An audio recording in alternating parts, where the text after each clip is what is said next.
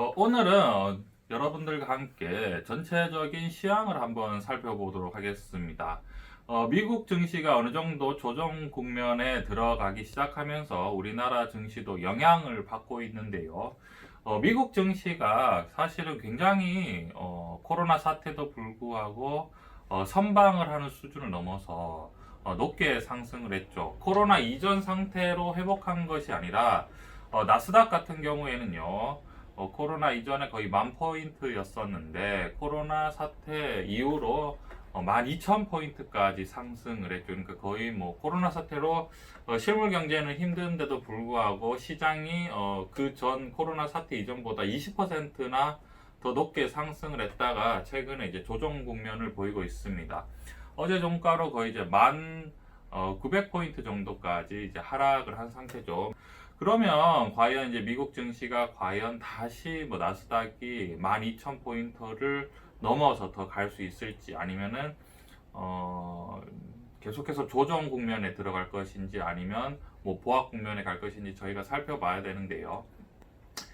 제가 저번 방송에도 말씀드렸다시피 저는 제가 봤을 때는 계속해서 보합 정도로 그러니까 옆으로 쭉 가는 형태가 되지 않을까 생각을 합니다. 왜냐하면 이제 떨어지기에는 이제 미국 대선이 이제 11월 달이기 때문에 이제 두 달밖에 남지 않았죠. 그래서 주가가 하락하는 것은 뭐 정치적인 위험이 있기 때문에 뭐 떨어뜨리지 않을 것 같고요. 그렇다고 여기에서 더 끌어올리기에는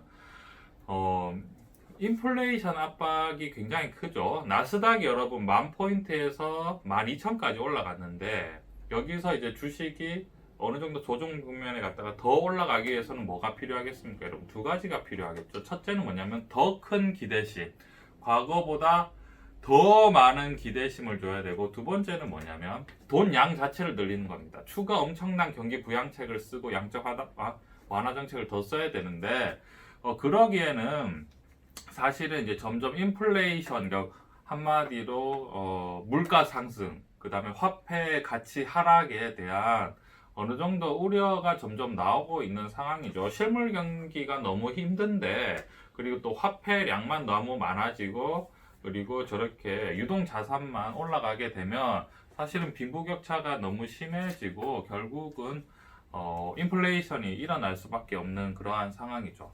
그러면 우리나라 국내 증시에 영향이 미치는 영향은 어떻겠습니까? 사실은 이제 미국이나 다우나 나스닥 같은 경우에 이제 계속해서 보합 수준으로 이렇게 쭉 가게 되면 우리나라에 미치는 영향이 어떤 것이냐면 우리나라의 뭐 이제 테슬라 때문에 아주 이제 성장성을 높게 받았던 뭐 전기차 시장이라든지 예를 들어 뭐 언택트 시장, 언택트 같은 것도 마찬가지죠. 그 이제 미국의 뭐 구글이나 아마존이 올랐기 때문에 이제 같이 이렇게 올라가는 그런 형태가 된 거죠.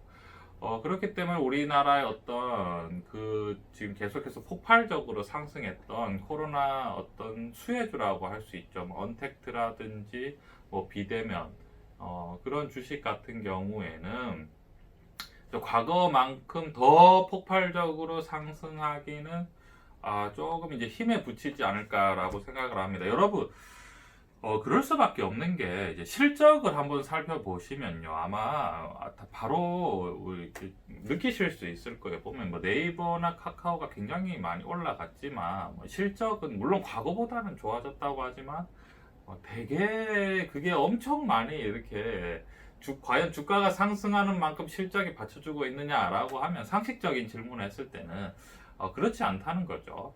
LG화학이나 삼성 SDI 같은 경우에도 물론 성장성은 엄청 좋지만요. 이제 실적이라는 부분을 봤을 때 미래 기대심은 크지만 과연 실적인 부분을 봤을 때 여기서 더 엄청 많이 올라가기에는 이제 미국 시장이 저렇게 약간 조정 국면에 들어가면 어떤 기대심이나 성장성에 대한 그런 뭐랄까 그런 게 한풀 좀 꺾이는 상황이죠. 그러면 봤을 때는 우리가 시장의 이런 변화에 대해서 생각을 해봐야 되는데요.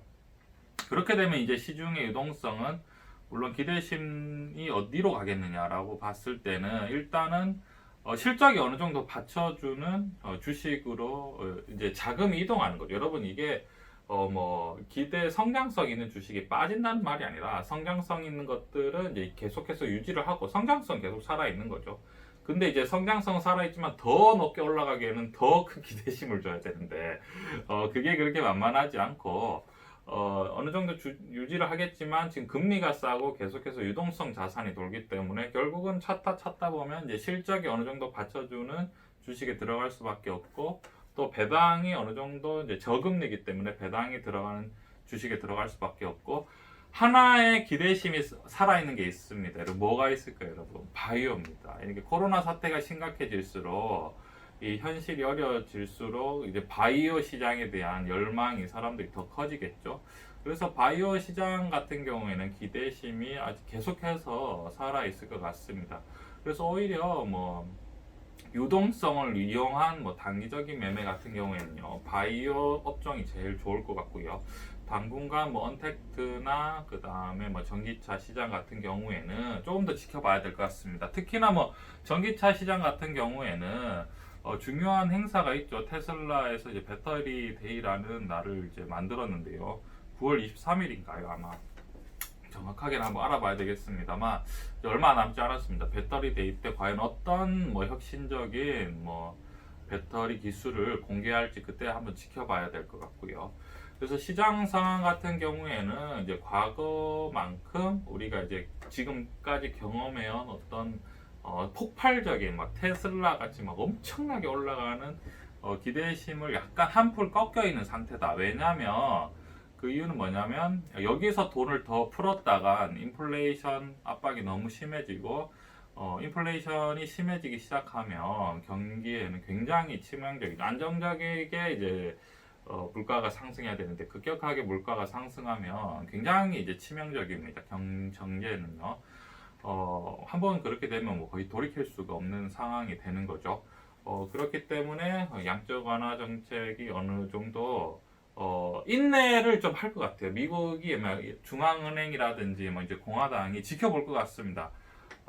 물론 사람들을 더 기쁘게 해주고 싶겠지만 기쁘게 해주는 걸 이제 한계치를 넘어가면 아까 말씀드렸지만 인플레이션 우려가 너무 심해지는 거죠. 그래서 적당하게 힘들게 하면서 너무너무 힘들 것 같으면 또 적당하게 이제 부양책이라든지 또 이제 어떤 정책을 쓰면서 계속해서 유지를 해 나가지 않을까 생각합니다. 그래서 저희가 투자를 할 때 개별 종목도 중요하지만 이런 전체적인 큰 흐름도 한번 저희가 생각을 해보면 좋을 것 같습니다. 제 말이 다 거의 맞는 건 아니고요. 어떤 저의 생각이나 견해이니까요. 여러분들이 투자할 때 한번 참고해 주셨으면 좋겠습니다.